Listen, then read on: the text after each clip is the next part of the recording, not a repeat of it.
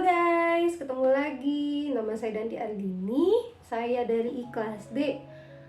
Kali ini saya ingin membawakan materi tentang resesi dari mata kuliah Ekonomi Makro Islam. Jadi, resesi ekonomi menjadi hantu menyeramkan bagi seluruh negara di dunia, termasuk di Indonesia. Ekonomi dunia saat ini memang sedang tidak baik-baik saja, terutama selepas pandemi COVID-19 mereda. Jadi, melihat laporan perkembangan ekonomi global yang mengkhawatirkan, semakin sadar bahwa jurang krisis dan resesi ada di depan mata. Oke, lantas apa itu resesi ekonomi? Jadi, oke guys, akan saya jelaskan ya. Resesi ekonomi diartikan sebagai penurunan aktivitas ekonomi yang signifikan dalam waktu yang stagnan dan lama, mulai dari berbulan-bulan hingga bertahun-tahun. Resesi ekonomi bisa memicu penurunan keuntungan perusahaan, meningkatnya pengangguran, dan kebangkrutan ekonomi. Wow, sungguh menyeramkan ya. Lalu, secara umum, resesi terjadi ketika ekonomi tumbuh negatif 2 kuartal secara beruntun. Pada tahun 2020 lalu, dunia mengalami resesi akibat COVID-19, menyebabkan berkurangnya lapangan pekerjaan dan banyak pegawai yang dirumahkan tanpa aktivitas dan mobilitas manusia. Roda ekonomi pun macet. Apa sih penyebab resesi ekonomi? Oke, akan saya jelaskan ya. Resesi ekonomi ditandai dengan penurunan produk domestik bruto atau PDB dalam 2 kuartal beruntun.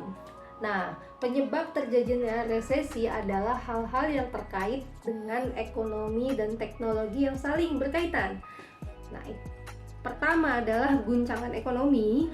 Guncangan ekonomi yang mendadak seperti pandemi COVID merupakan salah satu penyebab resesi ekonomi. Ini ditandai dengan lemahnya daya beli akibat kesulitan finansial. Penyebab resesi ekonomi selanjutnya adalah inflasi. Pada tahun 2020 lalu, dunia mengalami resesi akibat COVID-19. Sekarang resesi terjadi karena tingginya inflasi akibat harga komoditas energi yang semakin melesat. Inflasi merupakan kondisi naiknya harga barang dan jasa selama periode tertentu. Inflasi yang berlebihan membuat daya beli masyarakat semakin melemah. Di sisi lain, produksi barang dan jasa bakal menurun.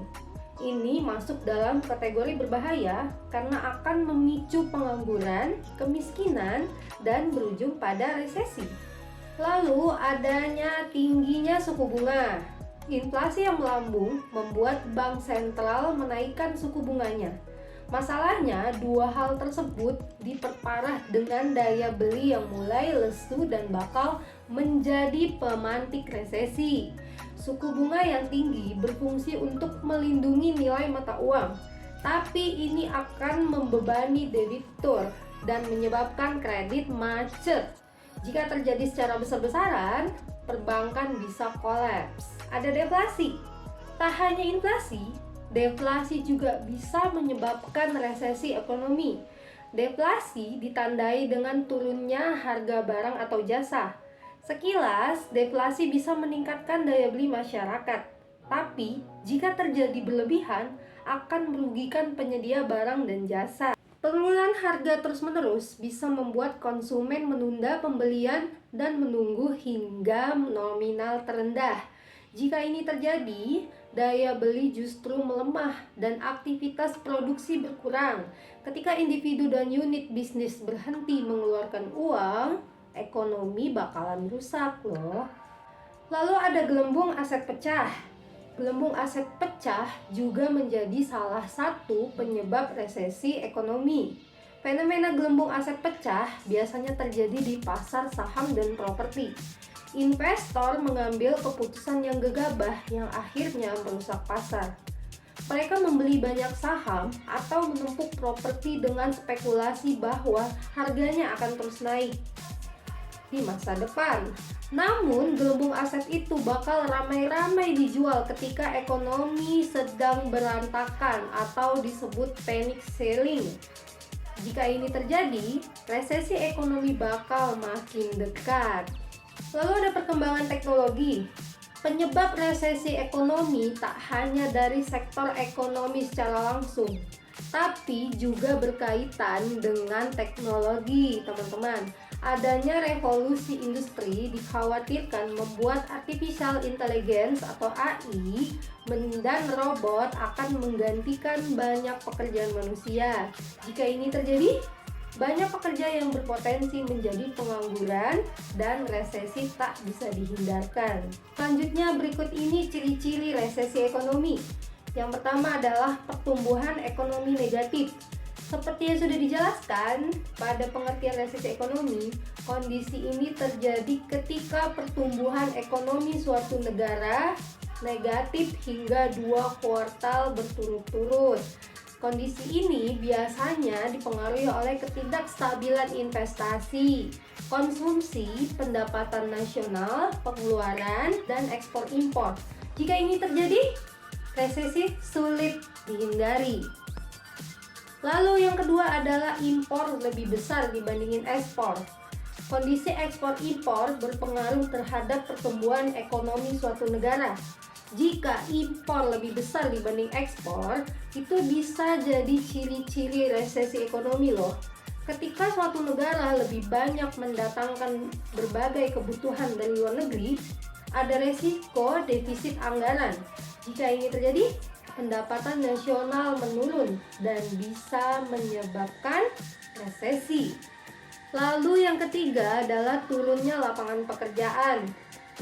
Turunnya lapangan kerja membuat semakin banyak pengangguran dan menunjukkan lemahnya ekonomi suatu negara.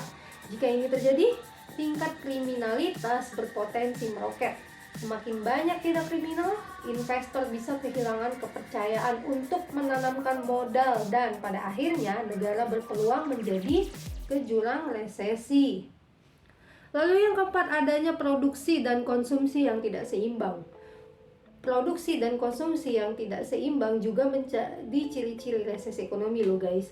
Jika produksi lebih, stok barang bakal menumpuk, sementara konsumsi yang lebih banyak dibanding produksi berpotensi mendorong impor besar-besaran.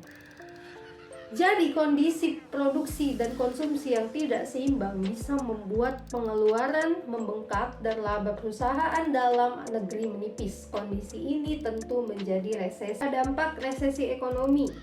Dampak resesi ekonomi jelas bukan sesuatu yang diharapkan dalam perekonomian ya guys. Resesi ekonomi tidak hanya berdampak kepada pemerintah, tetapi juga perusahaan hingga kehidupan individu. Lalu, apa sih dampak resesi ekonomi untuk pemerintah? Resesi ekonomi membuat pendapatan negara dari pajak dan non-pajak menjadi lebih rendah. Ini karena penghasilan masyarakat menurun, hingga harga properti yang anjlok dan akhirnya memicu rendahnya jumlah PPN ke kas negara.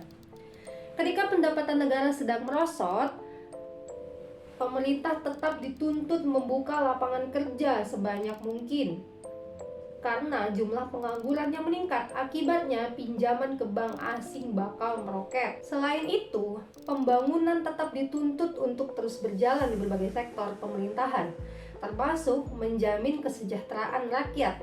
Pada akhirnya, penurunan pendapatan pajak dan meningkatkannya pembayaran kesejahteraan mengakibatkan defisit anggaran serta tingginya utang pemerintah. Lalu ada dampak resesi ekonomi untuk perusahaan.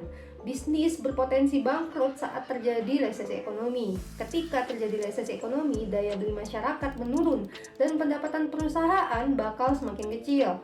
Kondisi ini yang bakal mengancam kelancaran arus kas. Perang harga lantas menjadi opsi perusahaan agar terhindar dari kebangkrutan. Namun, langkah ini membuat keuntungan bakal turun dan harus ditambal dengan melanjutkan efisiensi.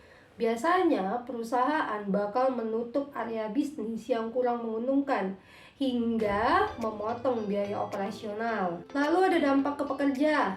Sebenarnya, efisiensi yang dilakukan perusahaan ketika terjadi resesi juga berdampak ke pekerja loh. Menutup area bisnis yang kurang menguntungkan dan memotong biaya operasional berarti melakukan PHK kepada banyak pekerja. Jika banyak terjadi PHK, berarti pengangguran semakin meningkat. Padahal mereka dituntut untuk terus memenuhi kebutuhan biaya hidup di tengah resesi ekonomi. Di lain sisi, bagi pekerja yang tidak terkena PHK juga terancam terkena pemotongan upah dan hak kerja lainnya. Saat resesi ekonomi terjadi, ini dia cara mencegah resesi ekonomi. Yang pertama, belanja besar-besaran. Cara mencegah resesi ekonomi adalah dengan memperkuat daya beli melalui belanja besar-besaran. Pemerintah berencana melakukan belanja besar-besaran untuk menghadapi ancaman resesi hingga permintaan dalam negeri meningkat dan dunia usaha tergerak untuk berinvestasi. Lalu yang kedua adalah bantuan UMKM. UMKM adalah salah satu sektor yang terdampak resesi. Namun, usaha jenis ini memiliki daya tahan yang lebih baik dibanding perusahaan besar ketika terjadi krisis karena lingkupnya kecil. Jadi perlu adanya bantuan finansial agar kegiatan produksi tetap berjalan. Lalu yang ketiga, kita dapat mengembalikan kepercayaan investor. Selain memperkuat daya beli, resesi ekonomi bisa diatasi dengan membuat kebijakan dan proyek-proyek strategis untuk membangun iklim investasi agar investor tertarik menanamkan modalnya kembali. Lalu, benarkah Indonesia terancam resesi ekonomi? Indonesia seringkali dikaitkan dengan negara yang dianggap terjerat krisis dan resesi. Bahkan ada juga beberapa analisis yang mengkhawatirkan Indonesia akan terjerat krisis seperti di Sri Lanka. Menurut Menteri Keuangan Sri Mulyani menegaskan, sejumlah indikator ekonomi menunjukkan perekonomian Indonesia masih sangat bagus. Namun, Indonesia harus tetap waspada dan akan terus memonitor potensi resesi. Merujuk pada data Badan Pusat Statistik atau BPS dan Bank Indonesia, indikator ekonomi Indonesia seperti inflasi, pertumbuhan ekonomi, transaksi berjalan, neraca pembayaran Indonesia atau NPI, hingga ekspor impor masih sangat baik. Namun, nilai tukar Indonesia terus melemah dan menunjukkan kinerja yang buruk. Andai Indonesia resesi, apa yang harus dilakukan? Wow, Indonesia memang masuk dalam daftar 15 negara yang terancam resesi ekonomi. Namun, berdasarkan survei yang dilakukan oleh Bloomberg, resiko resesi yang akan dihadapi Indonesia terbilang rendah, yakni hanya 3%. Lantas, bagaimana pengelolaan keuangan pribadi agar tahan guncangan resesi? Berikut hal-hal yang bisa Anda lakukan. Yang pertama, jangan boros. Yang kedua, atur ulang pos pengeluaran. Yang ketiga, mengurangi atau melunasi hutang. Yang keempat, mulai siapkan dana darurat. Yang kelima, siapkan asuransi. Lalu yang keenam, cari pendapatan lainnya. Yang ketujuh, investasi dan menabung. Jadi itulah video yang dapat saya sampaikan. Semoga bermanfaat.